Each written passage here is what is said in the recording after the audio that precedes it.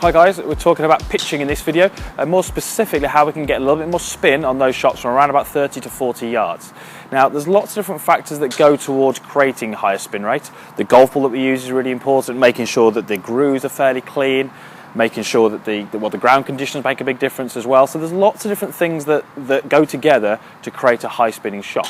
What we're going to talk about today is just creating some good starting positions which will allow us to put some more spin on that golf ball. So we're going to talk about some different starting positions, different ball positions, different ways of using the golf club, using the wedge, and what this does to the spin rate, whether it increases it, decreases it, and hopefully we'll get a better understanding of some of the conditions that go towards that shot which lands, bounces a couple of times, and then pulls up hopefully pretty close to the flag.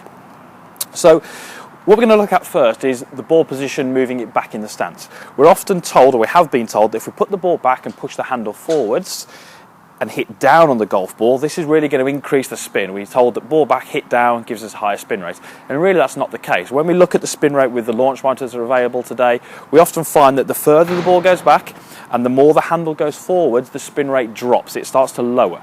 You couple that with the fact that the ball's going to come in very low, it's going to be very, very difficult to stop that ball close to the flag. The first bounce is going to be quite fiery, the ball's not going to have a lot of spin.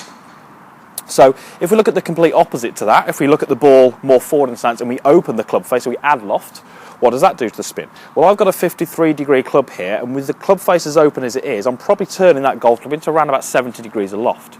Now, when we start to play with that much loft, we find that there's very little friction on the golf ball.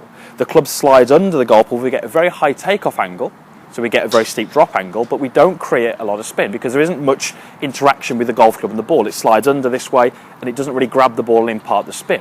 So if pushing the ball back and the hands forward gives us low spin, and the opposite, the club face open, gives us low spin, we would sort of hazard a guess that somewhere between those two is the best sort of conditions to get that ball to check up on the green. Now, we're looking really, as a rough guide, for the ball to take off, so the initial launch angle to be around about 40 degrees.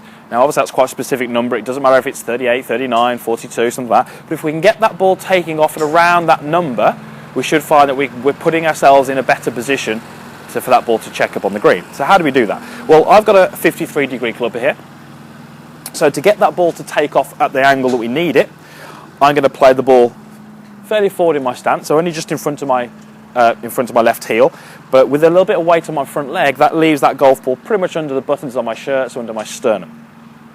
I'm going to make sure there that the handle starts a little bit closer to the target. Certainly not way over here, because that's getting back to the position we spoke about first, but a little bit of shaft lean. So maybe the butt of the club in line with the golf ball.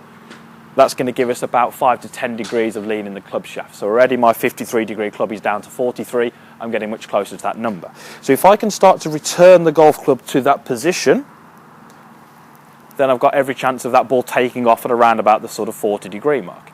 We should find from there, with that amount of shaft lean, we get some sort of contact with the ground, but we're certainly not taking a divot. If we're taking a divot with these shots, that's a good indication that the handle is too far forwards and we're hitting the ball too much on the way down, which we've already said is going to give a lower spin rate. So anytime you're playing these with a divot, there's a decent chance you're creating a low spin. Anytime we play these and we start to open the club face, again, we're starting to decrease our ability to put spin on the golf ball. So the best way to play these for that sort of 30 to 40 yard spinning shot would be a pretty square club face with about a 53 to 57 degree golf club, tiny bit of shaft lean, and trying to return the golf club to that same point where we don't get a huge divot, we get a little bit of ground interaction, we may well disturb the ground, we may well bruise the ground because we're using the sole of the club, but we're not taking any divot out. We know that speed is a big factor in spin. The harder we hit the golf ball, the more it will spin. So I've got more chance of spinning it from 40 yards than I have from 20, 25. But if we can start to get this starting position, if we can start to create the right fundamentals, and then we can strike the ball with the right equipment and the right ground conditions, we should find that ball reacts as we want it to. So I'm just going to turn around and have a go at hitting one at the range, about 40 yards. I'm going to try and get myself into that starting position, return the golf club to the same place, hopefully get that nice mid-flight, couple of bounces, and then a bit of check.